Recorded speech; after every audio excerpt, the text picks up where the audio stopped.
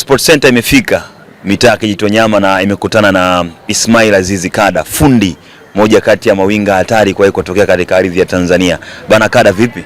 Poa kaka. Fresh kabisa. Kama kawaida. Tuambie, msimu umemalizika wa ligi 25-26, ulikuwa ni msimu aina gani kwa upande wako? Kwa upande wangu ulikuwa msimu mmoja mgumu sana. Ukiangalia kulikuwa kuna ushindani mkubwa sana kwenye timu. Na mimi namshukuru Mungu nimemaliza ligi salama. Hicho ndio kikubwa, maana kuna majeruhi. Niko salama.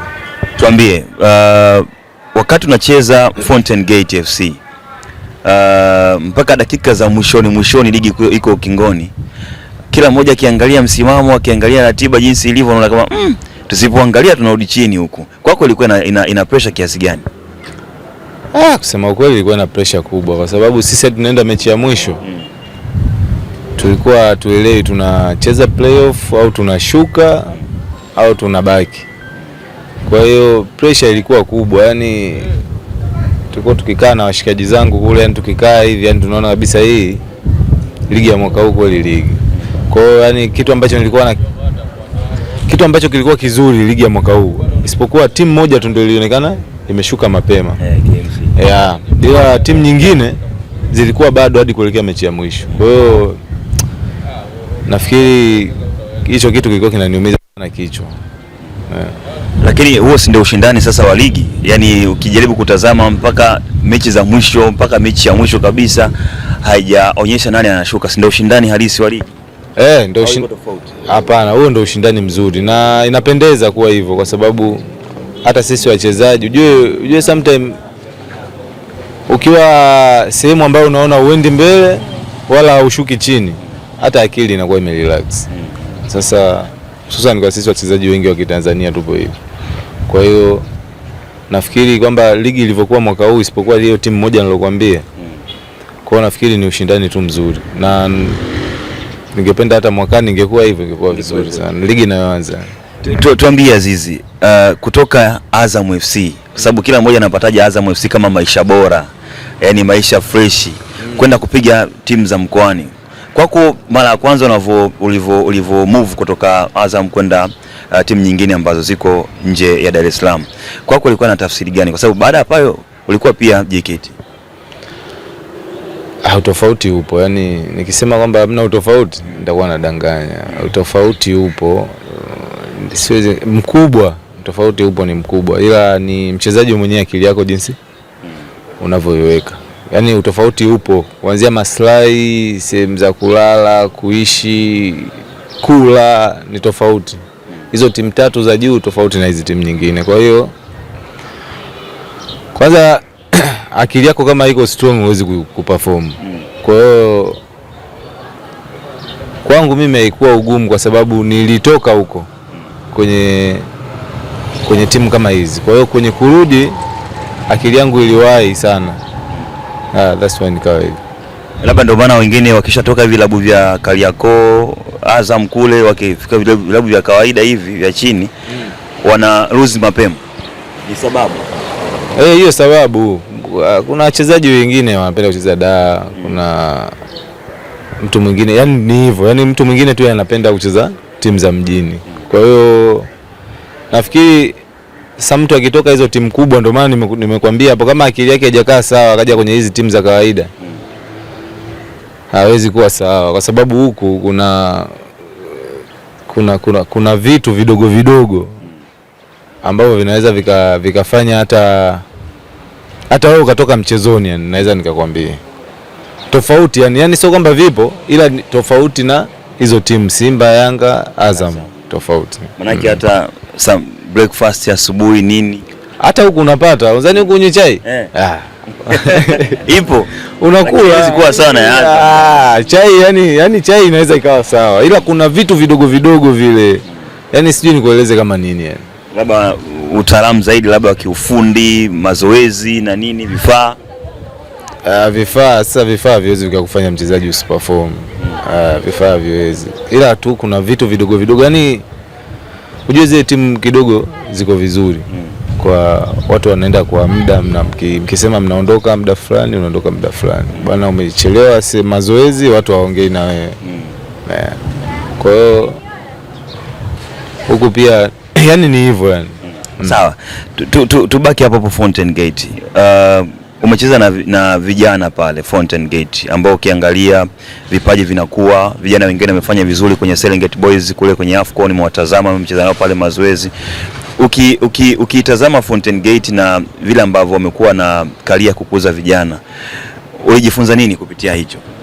Mimi cha kwanza naweza nikasema katika timu mojawapo ambayo na respect katika kukuza vijana Fountain Gate, nisiwe muongo. Wewe nitajie timu ya ligi kuu ambayo vijana wengi wanapata nafasi zaidi ya ile timu. Labda Azam. Lakini hawajazidi Fountain Gate. Fountain Gate wachezaji wanaanza. Yaani ninachokuambia wachezaji wanaanza. Yaani hao wadogo. Sio chini ya 6 au 5. Yaani wote wana umri mdogo. 17, 16, miaka 20, 22 hapo kushuka chini. Kwa hiyo Fountain Gate mimi yani katika timu ambayo inakuza maendeleo ya vijana ni Fountain Gate. Na kuna vipaji kweli kweli pale. Sasa kwa mfano Aziz Kada, kwa experience yako kwenye ligi, kocha anavyotaja vijana 3 4 mnaanza nao kwenye mechi, labda unaona hii ni mechi kweli kocha hata kama kweli ni wana talent kweli vijana kwenye mechi hii wanaweza kufanya kitu kweli, huwa unajisikiaje kama mchezaji? Kusema ukweli, nilivyokuwa najiunga na timu ile mara ya kwanza kabisa, nilipofika pale nilikuta vijana wengi sana. Kusema ukweli, wapo watu experience wengi tu, wakina Derrick, wakina Mwanuke, wakina Tiote pale, wakina Shiga. Lakini sasa vijana pale ni wengi kuliko tofauti seniors, tofauti na timu nyingine hizi labda Mashujaa, Mbeya City, sijui nini. Hizo timu ukienda unakuta senior watu. Vijana wapo ila 4 5. Tofauti na Fountain Gate. Kwa hiyo mimi kwa mara ya kwanza yani iliniwia ngumu, nikaona kwamba tutatoboa kweli. Vijana wengi hivi tutatoboa kweli, hawana experience. Lakini ligi ilivyoanza, wale vijana waisemi, mwenyewe nikasema kumbe ndo hivi. Si tuna timu. Nikasema tu yeye, nikawa namwambia rafiki yangu mmoja Jimson Mwanuke, nikawa namwambia si timu tunayo. Tupambane tu, yani tupambane tu, si timu tunayo. Na ukiangalia si hadi nafika karibia mechi ya 4 ya 5 tuna point 0. Hatuna pointi. Kwa hiyo tulijitoa tu, kama kujitoa tumebakisha timu ya watu iko salama.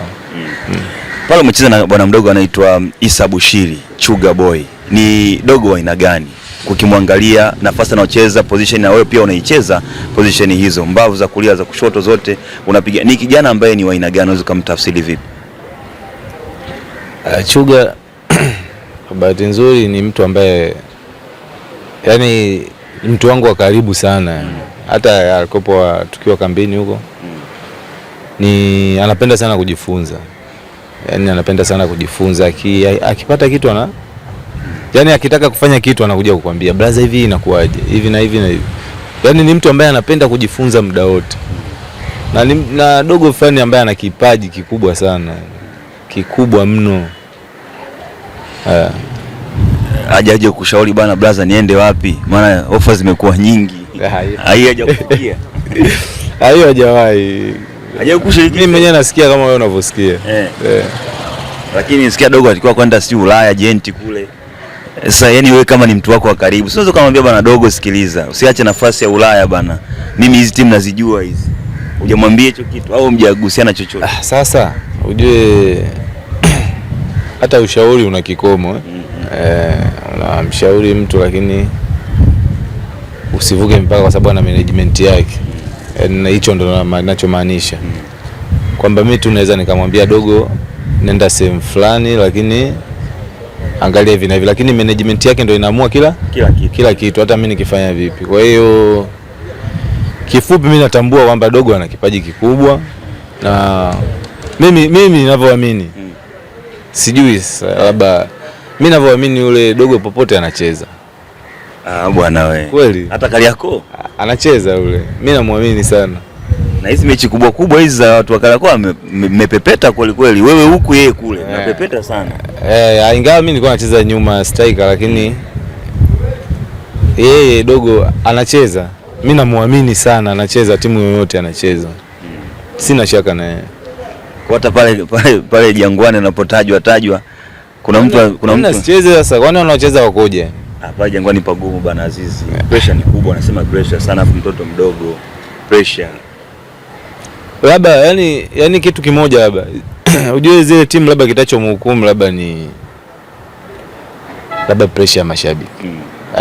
Akienda labda akisema kwamba anaichukua na kweli naweza naye kamchukua ile pressure ya mashabiki, lakini kwa kipaji mimi naona yule dogo anacheza popote, kwa sababu nimekaa naye namjua. Na ukiangalia kuna vitu anacheza, yani anacheza hata nikiangalia ile timu yeye anacheza. Sema ndio sasa ukiangalia umri mdogo huwezi, watu wanaona kama hamna hawezi kucheza sio, lakini yule mdogo mimi namuona anacheza, anapata nafasi sehemu yoyote. Yani iwe huko ulikotaja anaenda sio Ulaya wapi. Ila kuna kitu nikiongea hapo nasema kwamba ukiangalia ile timu dogo anacheza. Nafasi yake na mtu anacheza, kuna watu kule bwana wewe. Anacheza, mimi namwamini ana kipaji. Yani siwezi nikasema ni zaidi ya waliopo pale, lakini dogo ana kitu. Ana kipaji kikubwa sana. Ana kitu. Kwa akicheza Tanzania utablaze, akicheza nje utablaze. Mimi popote pale na blaze. Ingawa angecheza nje ningefurahi sana. Angecheza nje? Ningefurahi zaidi. Mimi ningefurahi.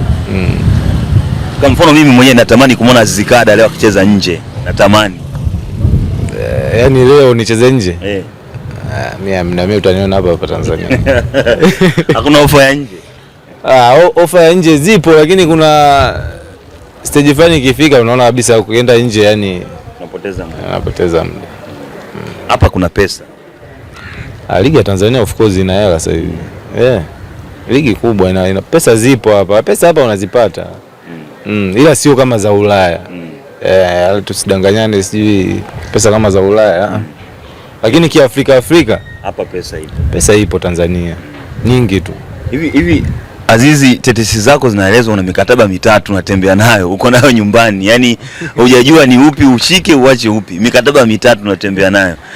Ni ya timu za daa hizi au kuna timu za mkoani? Hapana. Mimi hiyo mikataba wewe umeisikia. Mimi tetesi, huu ni wakati wake Azizi. Huu ni muda wa tetesi. Tetesi zinatembea tu. Bwana, kuna wachezaji wanatembea na mikataba saa hizi. Wanalinga kusaini. Hapana. Hapana.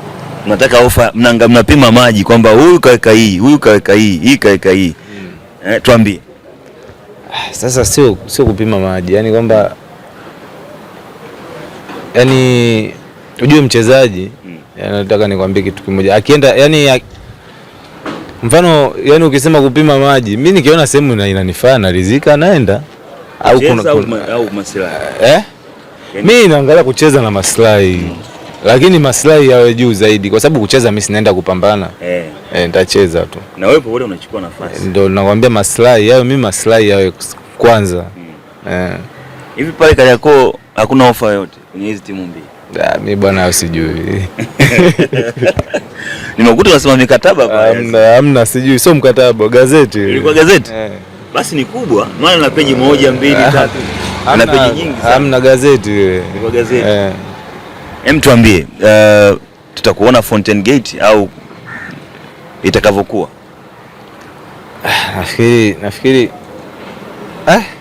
Nafikiri bado naongea nao Fountain Gate. Kwa hiyo tumefutuka katika sehemu nzuri, kwa hiyo kama tutafikiana bado nitaendelea kuwepo. Maana ni moja ya timu nzuri nayoifurahia. Bana, anarudi Kipe Junior kule Azam. Anarudi kule, taarifa zinaeleza hivyo. Muda wote watamtambulisha Kipe kule Azam FC. Sijasikia hiyo. Sijasikia. Basi mimi nakupa. Anakuja ukichapa hapa. Kipe naye mchezaji mzuri, nimecheza naye mchezaji mzuri. Wamerudisha na wenyewe kule, maana kama wanarudisha vijana wao. Nani sasa? Si ndio wanachukua vijana wao wote ambao wale sehemu tofauti na Azizi na jina lake na nyele linataja. Hiyo haipo. Haipo hiyo. Sawa bwana Azizi, tukushukuru. Haina noma mwana. Lakini kwa kumalizia, tathmini ya ligi 26-27 unatamani kuionaje? 26-27 yani kuionaje kwa natamani kuiona kwa kipi yani? Kwenye ushindani. Sasa ushindani mimi natamani uongezeke kuliko ligi iliyopita. Hivyo. Uwe zaidi ya hivi. Uwe zaidi ya ligi iliyopita kwa sababu ushindani ulikuwepo mkubwa sana. Bana, shukrani sana. Asante sana. Bana, hii ni Sport Center bana. Tumezungumza na Ismail Azizi Kada, fundi wa mpira. Kama hujapata nafasi kumwona Azizi Kada, fuatilia Sport Center hapa. Nitakuonyesha klipu zake zote za maajabu yake uwanjani. Huyu mtu ni hatari jamani. Sije mkamchukulia kawaida. Ni moja kati ya wachezaji ambao binafsi yangu mimi nimewahi kuwashuhudia wakiwapepeta mabeki wa kulia na kushoto, lakini sasa hivi anacheza nyuma striker. Yaani anacheza kokote eneo la mbele.